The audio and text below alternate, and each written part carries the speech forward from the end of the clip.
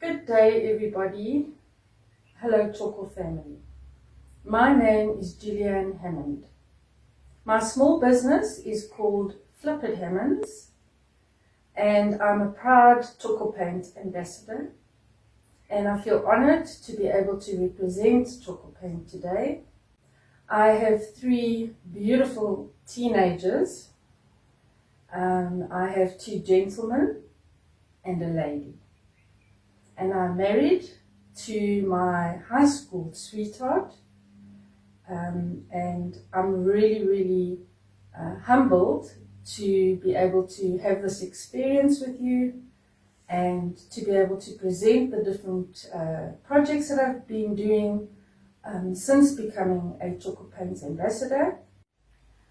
So my first piece that I feel that I wanted to present is one that I gave a name as Blossom Bird, because this piece was created in the time of spring.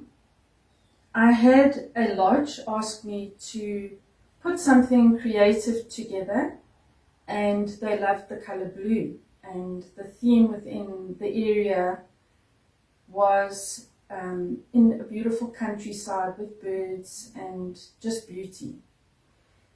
So I decided to have a look on the internet and find some images and use the technique of decoupage. But obviously, as we all know, decoupage creates fine edges, straight edges. So I had to find a technique through Tjhoko to create a blend where the lines disappear and become part of the furniture and almost look like a painting. So what I did is I found this most beautiful image, which I then decoupaged onto the piece. And as you will see, I used a Tjhoko stencil, which actually is that stencil over there. And I created a scene of almost a forest look with flowers around where the birds would, you would imagine the birds to sit. And this piece was tricky and a challenge because it's a Scandinavian piece of furniture. It's a laminate, so it was still very heavy. I'm sure it was super wood that was laminated. And it had no handles, and the doors slid in. So I had to give it character. It had no grooves or crevices or any classic look whatsoever. So that was the challenge for me, and that's why I used the raised stencil and created a drama by bringing the image in.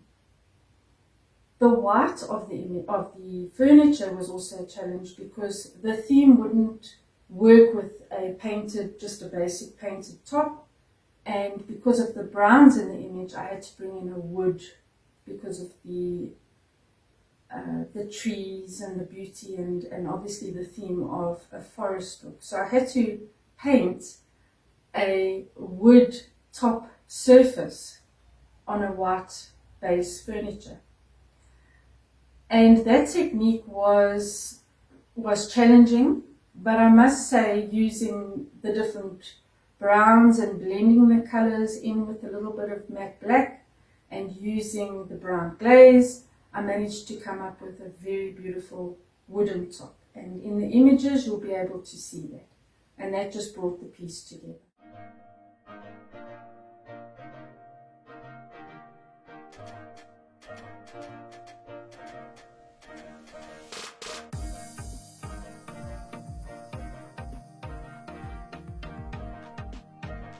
The next one is Blue Flower. This was for a bed and breakfast.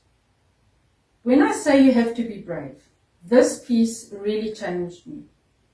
And the reason for that is I had it on the marketplace and I had one comment from somebody saying that it looks like a child put together this piece of furniture, and they didn't understand it. So it was very difficult, but someone out there saw it as a very creative piece and that settled my anxiety. So this bed and breakfast had a blue room, and it was also in a beautiful countryside. And it just went perfectly in their setting. As you'll see from the photos, its new home. And I called it Blue Flower because I was very brave on a ball and claw emboyer armoire or wardrobe, as you would call it, and I took the dark Darnie's Dare from the bottom, and so I took all the Tjhoko blues and I just raised it up in an ombre effect to a much lighter blue. And then I had to keep some of the wood because it just worked so well, and I saw an idea on Pinterest. So I just kept the wood in, and then I realized if I bring some of the stencil up into the wood, bringing the blue there, it would just pull everything together. And so now she's in her new home, and the owner absolutely loves it.